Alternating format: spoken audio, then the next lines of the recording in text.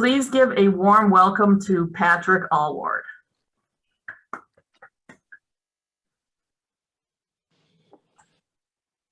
Thank you. Thank you for that warm invitation, Catherine. And thank you, Miami-Dade Toastmasters, for the invitation, the promotion, and the support for my talk today. So let me begin. There's a positive side to conflict, they said. Just get comfortable with being uncomfortable, they said. Oh, and you can profit from conflict, they said, if you play your cards right. What's supposed to be positive about conflict? Well, if you use conflict resolution, you usually end up with a better outcome than either of the approaches with which you started. So it's all's well that ends well. For example, two business owners had different ideas about the future direction of their company. They gently persuaded, they firmly negotiated, then they fiercely argued and headed off to court. 3 years later, on the courthouse steps, they decided to try mediation. And in a single day, they reached a solution that worked for everyone. So there you go, all's well that ends well. The question that doesn't get asked, though, is what did they do that day that they could not have done 3 years earlier? And the answer is not a single thing. The only thing they did differently is they used a collaborative dialogue 3 years down the road. What a waste. 3 years of negative energy draining, of discomfort that never got comfortable, and profit. There was no return on investment from the Rolaids that they ate like candy during the day, nor the rivers of red wine that they poured down at night. The truth about conflict, it's negative and it's nasty, especially when it's your conflict. Positive be damned. When we embrace this truth about conflict, then we can set ourselves free from the limiting beliefs that conflict is normal, that it's inevitable, that it's unpreventable.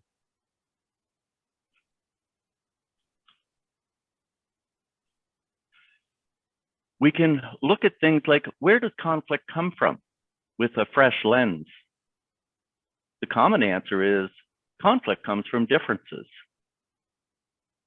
I suggest to you that conflict does not arise from differences, opportunity does. Every human advancement that we enjoy arose from the discovery of differences causing dissatisfaction with the status quo. If you think about it, anything that's acceptable to everyone needs no improvement. So if it doesn't come from differences, where does conflict come from? Well, let's start with what is conflict. If you do a Google search to find out a definition, you'll find lots of complex ones. Here's a simple one. Conflict equals problem plus tension. The problem arises, I suppose, in the noticing of the differences. We see things differently. Where does the tension come from? The tension comes from the debate approach that they take to their differences and the judgmental spirit that's essential to be effective in a debate. Debate pretty much triggers conflict and tension almost by design. It starts with narrowing a situation down to an either-or choice. It proceeds with the presentation and rebuttal of every pro and every con. And it ends with a decision that says one wins and one loses. And think about what we need to do to be effective in a debate. We must disregard every other possibility except for the side that we chose. We must listen to respond. There's no room for listening to learn. And we must dismiss every idea that's raised by the other side. We've gotten so good at it, we've introduced this three-letter word to signal our dismissal of others' ideas. But we even switch it up. Sometimes we use the one-syllable simple version, but other times we use the two-syllable backyard but, called yeah but. And sometimes still we use the more sophisticated three-syllable boardroom version called however. Whichever one you use, it has the exact same effect. It eliminates, erases everything you said just before it. I hear what you're saying, but I like your idea. However, I think you all know how the rest of that sentence goes. The other thing that we need for a debate is we need to have faith. Faith? Yeah, faith that one of the two choices is the optimal outcome. How well placed is that faith? Lots of examples exist where situations were reduced to an either-or choice and ended up with a really poor outcome and missed opportunities for much better solutions. Not unexpected, because anytime we narrow our options early, we narrow our minds forever. Similarly, I think we can all recall situations where the win-lose outcome of a debate has badly damaged relationships, and in some cases, it's destroyed them. How long have we been doing this? We've been debating since the days of ancient Greece, since Socrates. It started out as a simple problem-solving and decision-making method when the world was simpler and things could be broken down into either-or choices. Despite the ever-increasing complexity in today's world, we not only preserved debate, we've incorporated it into every aspect of every human interaction. We use it so often that it's so ingrained in our society, it's invisible to us. There are three conversations that are sucking the life out of every workplace. They happen in community committees, in church basement groups, and in boardrooms. No place is immune to it. There's the bottle, the blurt, and the blab.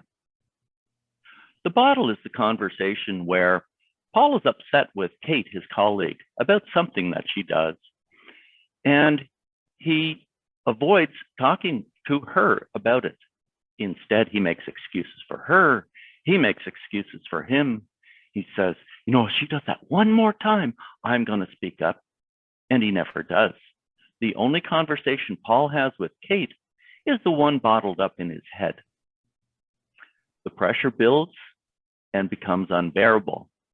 And one day, Kate does something that's relatively innocuous, and Paul explodes.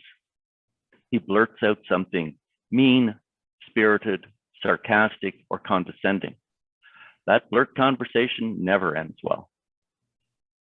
Or he trots down the corridor and visits his colleague, Mary, and he blabs to her about Kate. He might say, I don't know how I'm ever going to survive working on this project with Kate. Or he might go, no, I like Kate, but have you ever noticed this habit she has? And sometimes it's, oh my God, Mary, you would not believe what Kate just did again today. Whatever, the messages that he leaves is that Kate is like this and you got to watch out for her too. very destructive conversations.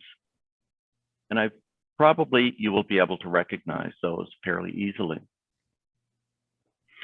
What if instead of those kinds of conversations, we shifted from a debate model to a collaborative one? By collaboration, I mean deliberate pursuit of dual outcomes, better solutions to situations, and stronger relationships among participants, essentially the opposite of conflict. And they are inversely proportional. The more collaboration you have in your work area, the less conflict.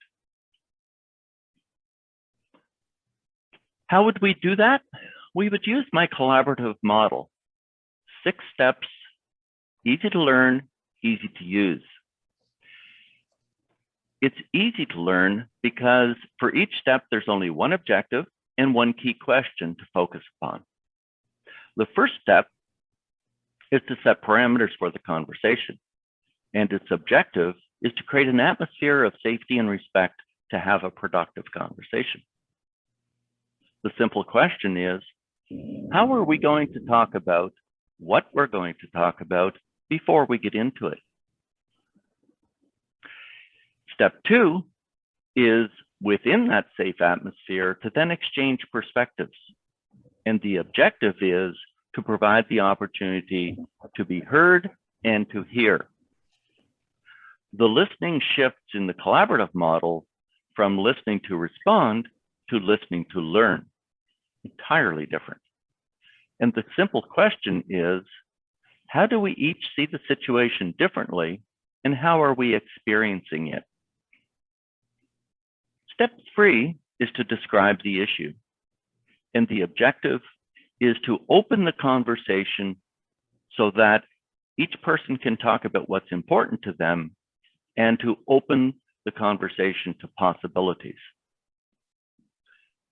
The question is, how can we describe the problem in a way that we can both talk about what's important to us and contribute jointly to a solution? Step 4 is to identify interests. And the objective is to grow mutual understanding. I'll come back to that in a minute as to how that works. The key question is, what do we want and want to avoid in the solution to this problem? Step 5 is to generate new options. The objective is to target the options so that they're responsive to the needs just identified in step 4. And the key question is, what can we do now, next, or differently that will help to get us what we want? That step is accomplished without any evaluation because early evaluation kills creativity. And finally, we are at step 6, where we do evaluate the ideas. And we evaluate the options based upon the extent to which they meet the needs and satisfy what we want as identified in step 4. Easy to learn, easy to use, a logical sequence. Note 2 things. Note how late in the process, in the collaborative model, that options are identified, whereas in the debate model, it's the very first thing you do. Note secondly, how informed the options are when you already know what you want and what you want to avoid. Step 4, I said, would generate a growth in mutual understanding. How we are wired as human beings is such that in a way that crosses gender and generation and creed, color, and culture, the things that we want and want to avoid in a situation tend to be compatible when we start to generate those lists. And when that compatibility emerges, we start to see that we have more in common around this situation than we do that's dividing us. And that results in a growth in mutual understanding. It really starts at the set parameters when we create that atmosphere of safety It increases in the exchange of perspectives when we're listening to learn, and it fully blossoms in step 4 when we're identifying interests. If you could take 2 things from my presentation today, I'd like you to take an attitude and an action. The attitude is to embrace the spirit of curiosity. In the same way that you can't debate effectively without being judgmental, you can't collaborate without being curious. And we can't be both at the same time. The action is to set parameters for the conversations, to actually take the time to say, how are we going to talk about what we're going to talk about before we get into it? The research of Dr. John Gottman and the Gottman Institute on the relationship of marriage and communication within it provides strong evidence that conversations that start well end well more than 90% of the time, and that the best way to start the conversation well is to talk about how are we going to talk about it before we talk about it. To wrap up my presentation today, the truth is that conflict isn't positive, it's negative. And that myth encourages us to continue to debate, even though we know it triggers conflict, because if conflict's positive, we've got no reason to change. By being collaborative, we can stop leading as if we had to choose between being nice and being effective, developing relationships or deliver results. We can do both at the same time. When we collaborate, we prevent conflict before it ever begins by changing the conversation. Because the surest way from the discovery of differences to optimal outcomes is the 6 steps along the collaborative path. Thank you very much for your time and attention today. I'm open for questions.